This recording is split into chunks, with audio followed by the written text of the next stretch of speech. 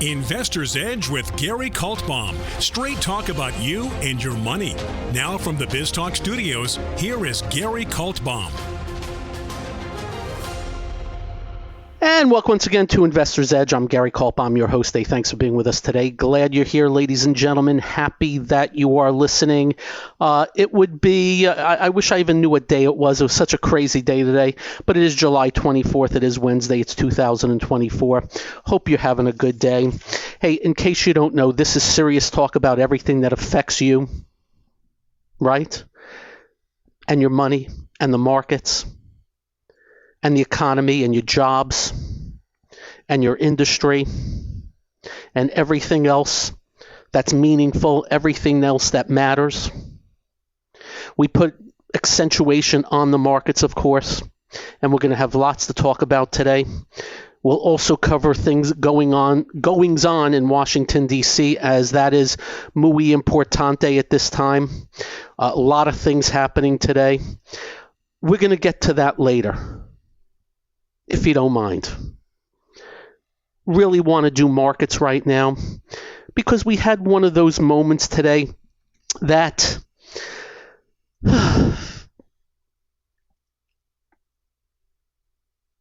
let me just say this. Our goal here, first and foremost, is to protect capital, and that's why we put equal weighting on saying to you what not. Avoid this, avoid that.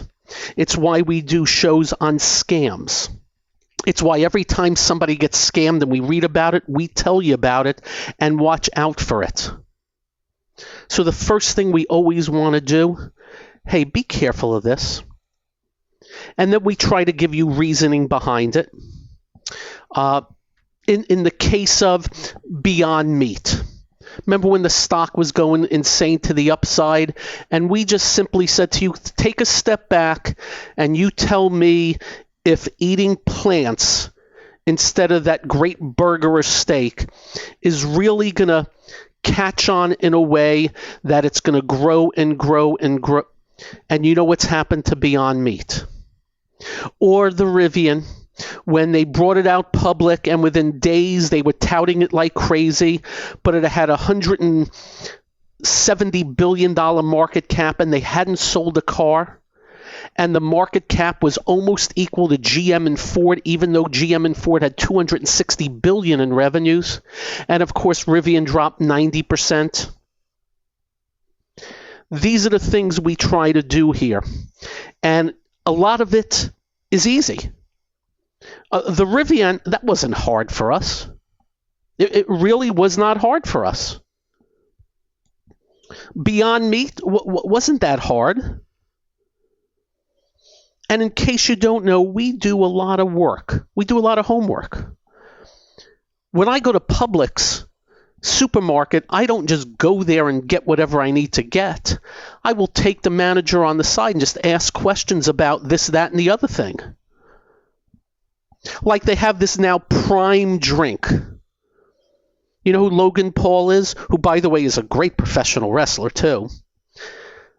They have a drink. I want to know how well it's selling. So I will, and my sampling is not the greatest, but the manager will know about a region.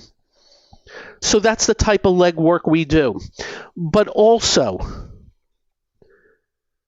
the reading of the markets, the following of the markets, the putting the best foot forward of the markets. And as we have told you, we invented nothing. We did some adding to some things we learned, but we invented nothing. When I started in this business, I was in the penny stock business. And what happened was, I knew if I was going to stay in this business, I'd have to learn the business. And I have a buddy out of Tampa, Florida by the name of Bill Kind, I haven't seen him in ages, who showed me these blue and green books, the Daily Graph books that you now have online from William O'Neill and Company. And he started showing me it, and I went to an O'Neill seminar in Boca Raton. At the time, it was free. And I just started studying, and I realized over time, boy, they have like a nice little roadmap here. But instead of me taking their word for gospel,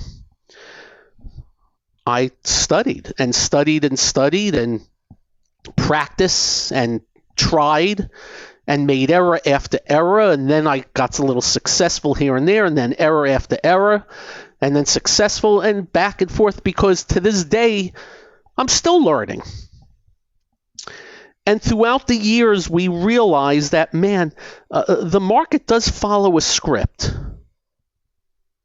And what we mean by that is, some of the lines we use with you is, we're just looking at a photo album for familiar faces. Things like that. And we've always said to you on this show, we know the roadmap of things that are topping out, things that are starting descending, things that are going now in a bear market, things that are bottoming out, things that are turning up, things that are turning into a bull market. And of course, the only thing we tell you is when we think something's on the move, we never know how far or how long. We don't know distance. We don't know time. We don't know targets. We know direction. And the hope is always to find what we call launching pads in order to turn into uptrends. And we also know what has the potential to be a big uptrend versus something that can't. And we know that by the type of stock or sector they are in. And the same goes for the other side. When something tops out, we get a feel for things, how far they have gone, whether we're going into a bear market or not, how extreme things have got.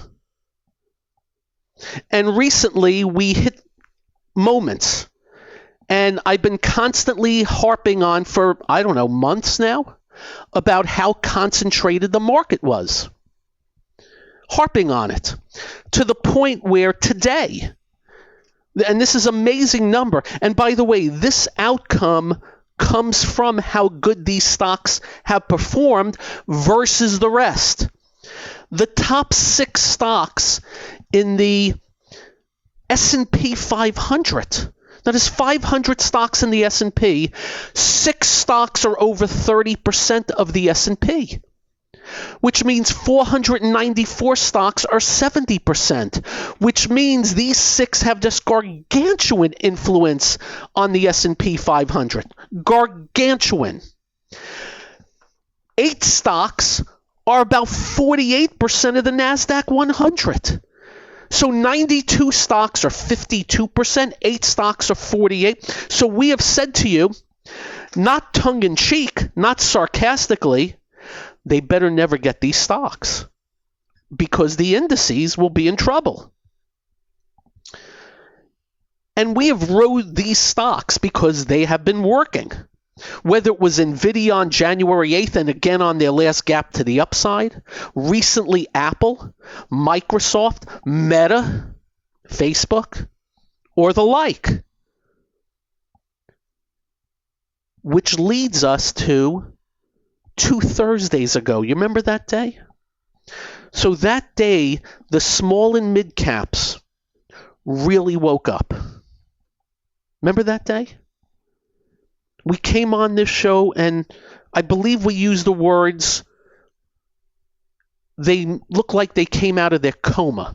They had underperformed. In other words, they're the areas that weren't versus this narrow list, this concentrated part of the market. And it wasn't just, we said 6 or 8, but it was the semiconductors, the AI trade, software was better.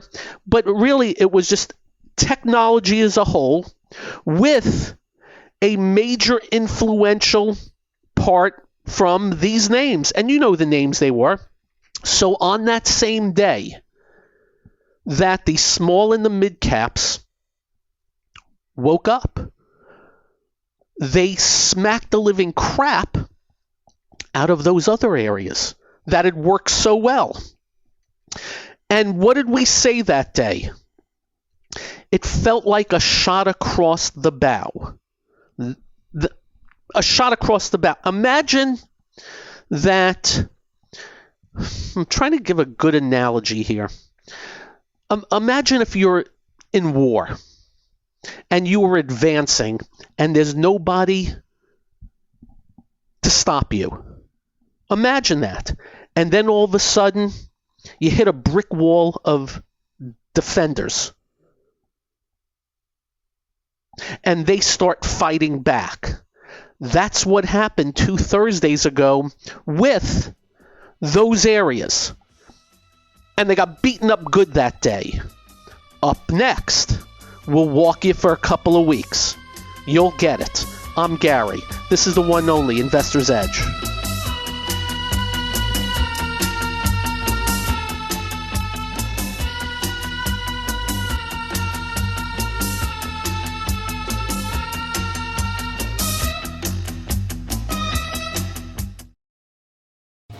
Hi, I'm Gary Kaltbaum, host of the nationally syndicated radio show Investor's Edge. We're not just handsome radio people. We manage investors' money for a living, specializing in fee-based discretionary money management.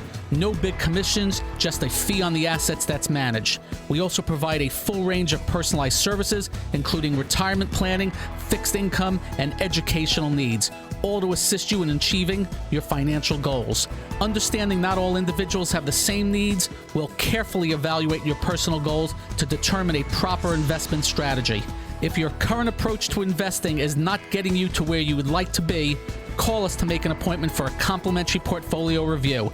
The number to call is 888-422-5559. That's 888-422-5559. That's 888-422-5559.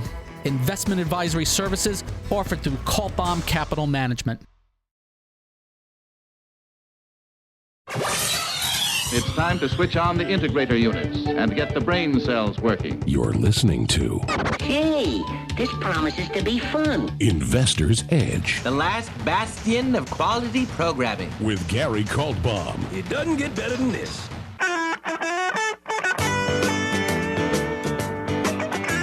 So, we basically just thought, hey, I think we got a shot across the bow. To what extent, we don't know. But we thought that there was now a fight. And sellers were finally gaining the upper hand. So that day, we sold a bunch of our tech. It left us with Apple and Amazon. Simple as that.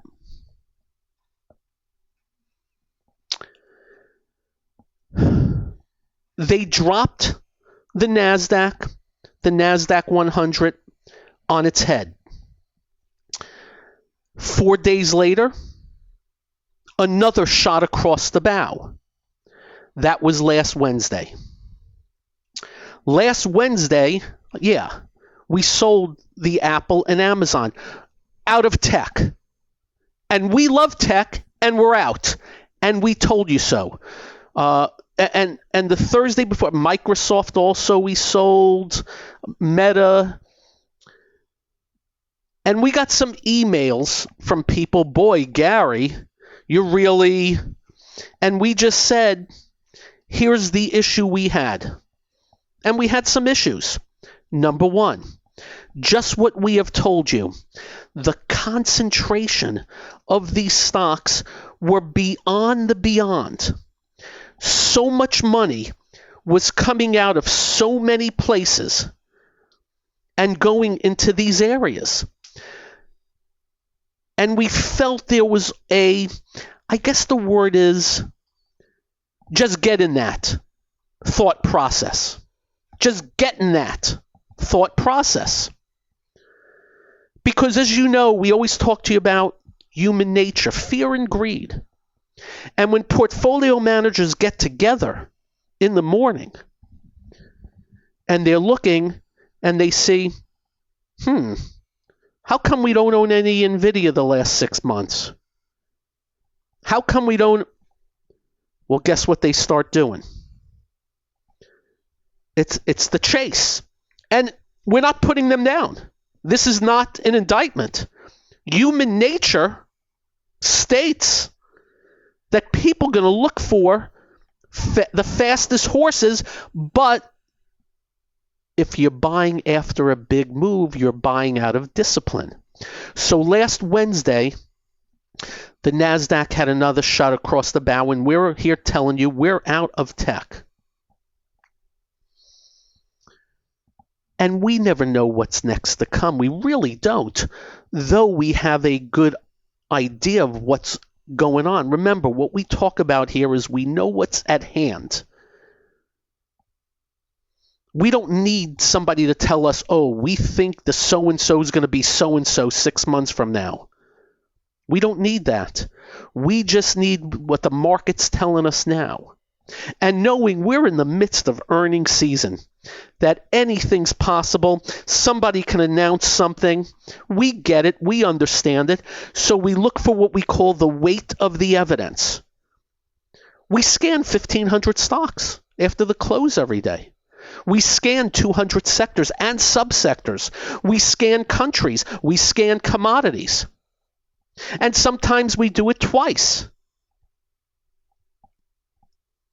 And when we notice, hey, there's 80 stocks in this sector, 60 of them broke down today, something's up. So we thought something was up. The NASDAQ dropped 655 points today. The NASDAQ 100 dropped 721 points today. The Philadelphia Semiconductor Index dropped 292 points today. That's all I can tell you. They squashed it today as we go into more earnings season today. And we don't try to rationalize. We deal with what's at hand. They squashed it. Google was up $2 yesterday upon earnings. Do you recall that? Because it finished down today $9. 5% for a Megacap stock. Remember that. Influential. Tesla. Oh, by the way, Google's numbers didn't look so bad. They look pretty good. Tesla, though, down $30. Their numbers didn't look too good. Tesla's like a top 10. And for whatever reason, Microsoft down 16 today. By the way, all of this on volume. NVIDIA, that cracked the 50-day. NVIDIA cracked the 50-day today, down 8 and change today. Amazon down 6. Apple down 6. Broadcom down 12, which, by the way, just did a 10-for-1 stock split. That would have been 120. KLAC, the equipment maker, down 52, but, hey, earnings. It's up 30 in the aftermarket. How do you like playing those swings?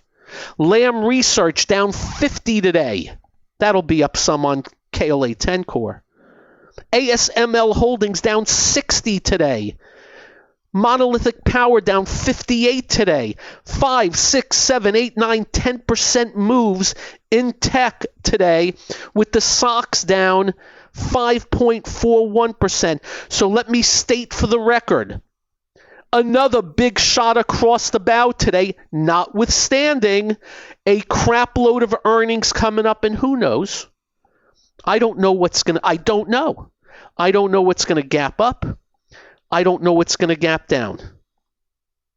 I don't know what's going to gap up and sell off. I don't know what's going to gap down and get bought. SMCI, the super micro, down $72 today. And of course, in that type of weakness, the S&P was down 128 points today. That's a big move for the S&P. And of course, the Dow down 504 today. That was a rough freaking day. It's the best thing I can tell you. Advanced declines, no good. Sea of red, everywhere, except for food, drug, beverage, tobacco, household products, and some medicals. That's the big picture as we have thousands more earnings to come as we move forward. That's it. Near term, listen carefully. The market, these areas, are now stretched, extended, oversold. We'll get to that up next on this, the one and only Investor's Edge.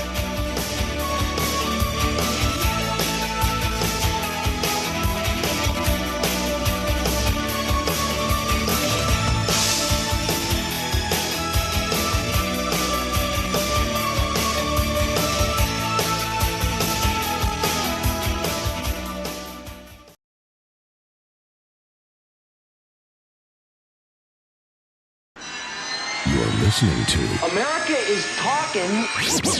Investor's Edge. He's got to be pleased with that. The crowd is just on its feet here. He's a Cinderella boy. With Gary Kaltbaum. Comes highly recommended. You're going to feel better if you talk to him.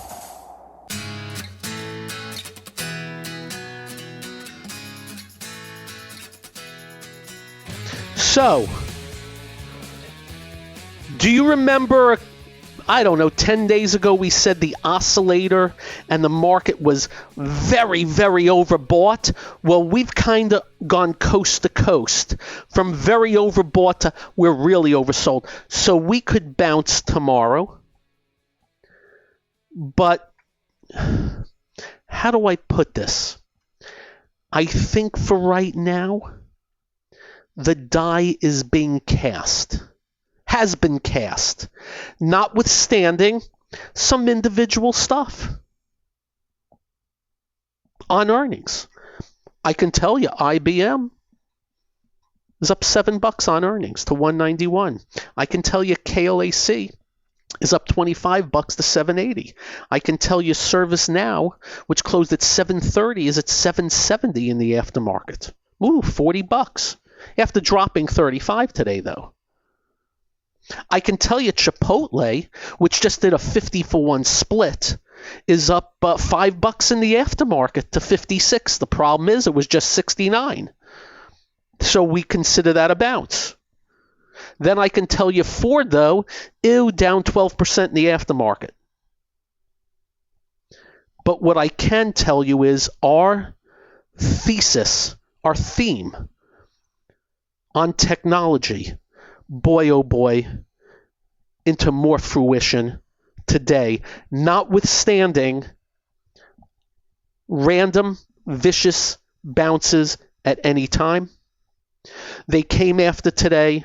Retail, really bad today. They really smacked the heck out of retail today. They came after the economically sensitive stocks today, especially some earnings that they smacked pretty good today. Symbol LII has been a strong name, down 28 today, 5%. Roper, you probably never heard of it, ROP, down $42 today, down, that was 7%. I can do others, but I think you're getting the point. So let me finish this part by just saying where things finished. The S&P dropped down all the way right at the 50-day moving average. But the tone of it's so icky, I think any bounce, they probably come after. We'll see. The NASDAQ at the close today finished below the 50-day moving averages. By the way, is down 1,300 points in 1, 2, 3, 4, 5, 6, 7, 8, 9 days since we said shot across the bow. The NASDAQ 100 finished way below the 50, much farther below the 50-day than the NASDAQ. The Russell 2000, they were holding up so good today, the small and mid caps, to the last half hour when they brought them down, still above the last good move from the 2 Thursdays ago. That said, we'll see if that can continue. The XLY, which is consumer discretionary, big top today. The XLY. And I'm just going through other symbols here. Ew, they pulled back the housing, but still looks pretty good. The industrials, the XLI, that looks like it's rolled over. I can stop right there. Ew. It was just a big, fat, juicy ew. I wish I had better news. We deal in reality. What's the strength, the holding up the best? Well, things that react well to earnings. I can tell you that Checkpoint Software today, CHKP, was up $10 today into a new high ground on their earnings. I can tell you a company called Manhattan Associates was up 23 today. Not at highs, but it was up 23 today. How about a hospital, Tenet Healthcare, up 6 today, a lower priced. I can do others. Remember yesterday, Lockheed Martin, very strong on earnings, was up another 13 today because everybody likes a good war. But it's getting a little bit more narrow, and advanced declines today was 754 up, 3284 down on the New York, 992 up, 3103 down on the NASDAQ. And ew. Notwithstanding, we'll see what earnings do to the next one, and the next one, and the next one. But a lot of stuff now is way oversold. Do you know that Thursday we sold Meta at 530 something? It closed at 461 today. Pure luck. For example. So we'll take it day by day. We've already gotten emails. Do you think this is the start of a bear market? And a bear market means a while and a lot more. My answer is, and I mean this, I don't know. I don't know. What I do know is a bunch of things are getting busted up pretty good here. And as I stated, just a hell of a lot of red today. A hell of a lot of red today. Again, notwithstanding who's reporting next and what's the stock going to do. And as we said to you, Chipotle's up, IBM's up, KLA 10 Core's up. I see this Impinj, another semiconductor, up 10 after dropping $30 in the last 2 days, though. So we're going to have to see, it's up 10, but it's down 30 the last few days. We're going to be doing a bunch of that when we do our webcast tonight on anything's deciding to move or bounce. But let me just again state for the record, ew. Ew. Gold was stronger early, but that finished down today. Gold is what we'll call in range bound at this time. And the things that were icky got a little more icky today. They even came after some of the stronger oils today on earnings. And that's why we always tell you with commodities, we kind of sort of just deal with the relative strength. GameStop is back to where that goofball bought. What up? Whatever. And that Chewy, that move doing the same thing. Don't get caught up in that crap. And let's hope this is fleeting. How's that? I can tell you we had a good correction from 16.5 down to 15.2 in late March, April, and then we're off to the races again. So who knows? I'm open to all outcomes, but give me the evidence that the outcome is changing for the better. Today, they did not do that. In fact, it worsened. If things change, we'll let you know. We'll be double scanning tonight to try and figure out life in general. Segue, just letting you know my elbows, it's bursitis. I want to thank Dr. Jeff, Dr. Xavier, Susan, a couple of others emailed me, sent me pictures. It's not a lipoma. I have bursitis of my elbows, and I think it comes from my working out, and I've read up about it, and I'm icing it, and there's not much else to do at this juncture. They say if you get fever, that means there's an infection. I don't have any fever. But dang, as you get older, so many freaking things pop up. It is getting depressing. Remember, I had a few months of my freaking back spasms? By the way, they call it olecranon bursitis. I got like a golf ball on my right elbow, and the left one small. The good news is I'm not in any pain whatsoever. And they say often it comes with a lot of pain. And all I was been doing is how do I get rid of bursitis of the elbow? It says compression with a wrap or compression sleeve and icing the elbow 15 to 20 minutes 2 to 3 times a day. But I'm smart. I'm going to see a doctor just so we can take a look. And so I thank all of you. There's a bunch of you that emailed me and sent pictures. It's good to have a radio show. Bursitis! Back spasms, bursitis. I ain't letting up. I'm just letting you know. I'm going to keep work, but right now I'm done with the weights. I'll do squats, abs, no arms. Up next, hey, what else is happening in the world? This is the one and only Investor's Edge.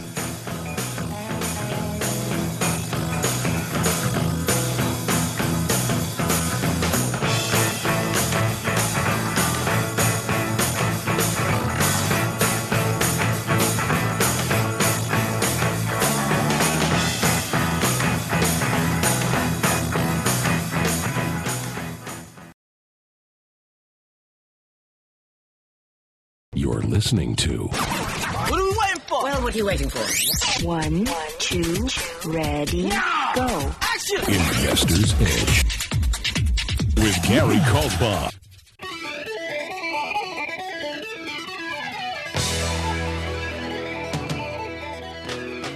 And welcome once again to Investor's Edge. So as we told you, as we go into the election, we're going to cover it with no agenda, ulterior motive, or bias. Anybody who lies to you, we're going to call them out. Of course, the media is great at calling out Trump, so they actually do our job for us, but we'll keep doing that also. Man, on the other side, so a couple of things, just so you know. Tonight, President Biden is going to be doing a speech to the nation on why he is stepping down. Not stepping down, but not going to run.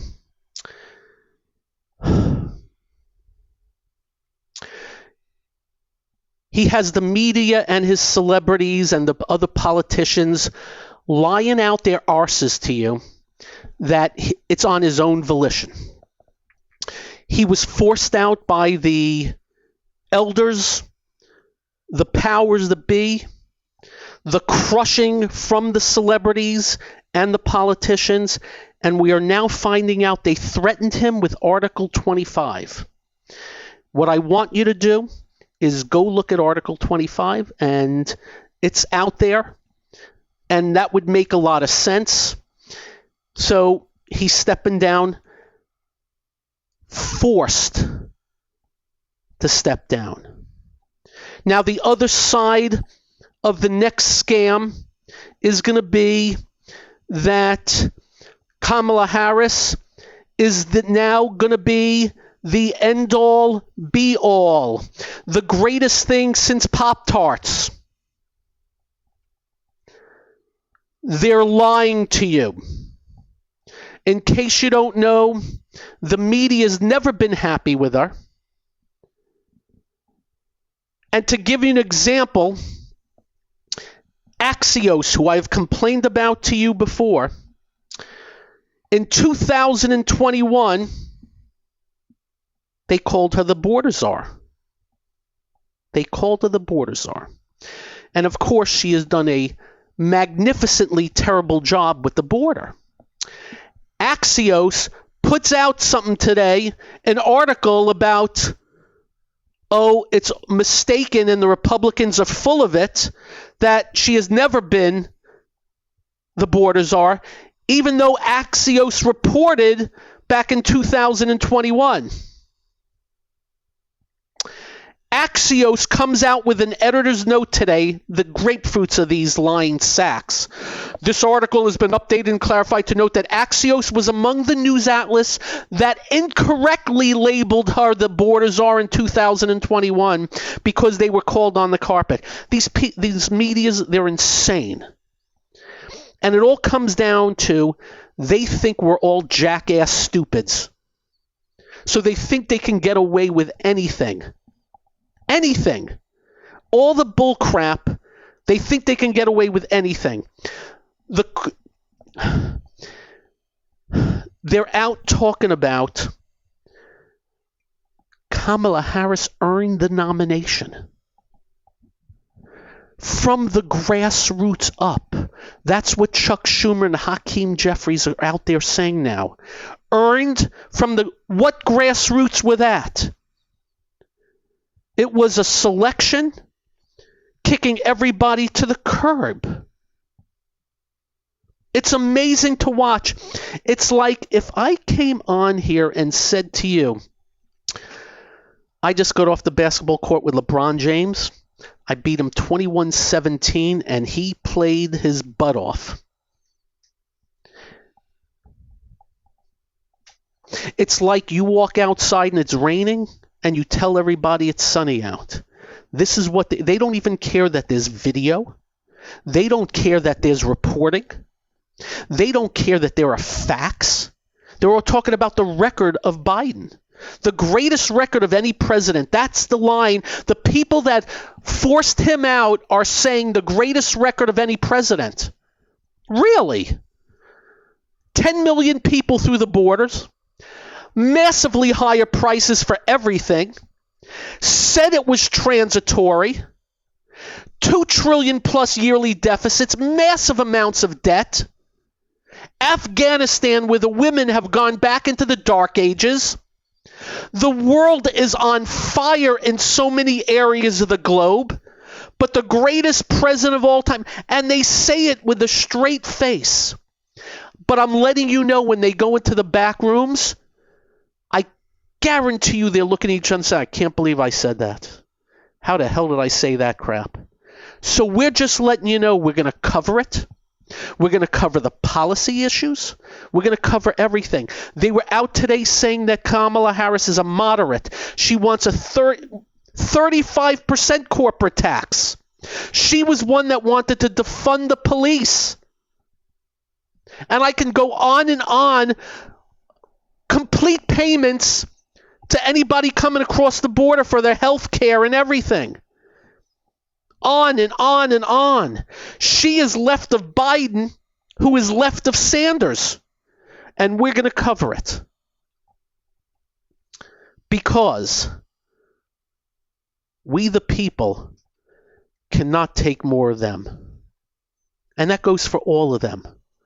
We cannot take a government that had federal spending just 2 decades ago of $1.8 trillion that's headed to $10 trillion a year.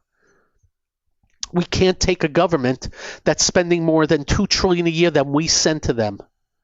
We can't take a government that now wants to do unrealized capital gains, long-term capital gains from 20 to 44, wealth taxes, on and on and on and on. The giveaways. Oh, we like you, we're going to give you. It's got to stop. And we'll be reporting it. And it has everything to do with you, your industry, your job, the markets, the economy, the future, your kid's future, my grandchild's future, and we mean business. So stay tuned. It's going to be a bumpy ride. I'll be on with Stuart Varney tomorrow, 10 a.m. hour. Fox Business Network. Check it out. We'll be on same time tomorrow, this show. Have a great one, everybody. And drive carefully, and when you get home, do like we do. It's quite simple. Make sure you hug your family. Make sure you hug your children. They will feel better. You will feel better. I promise. Peace out all. Serenity now. Good night. This has been Investor's Edge with Gary Kaltbaum on BizTalk. To listen to past episodes or to get in contact with Gary, go to GaryK.com. That's GaryK.com.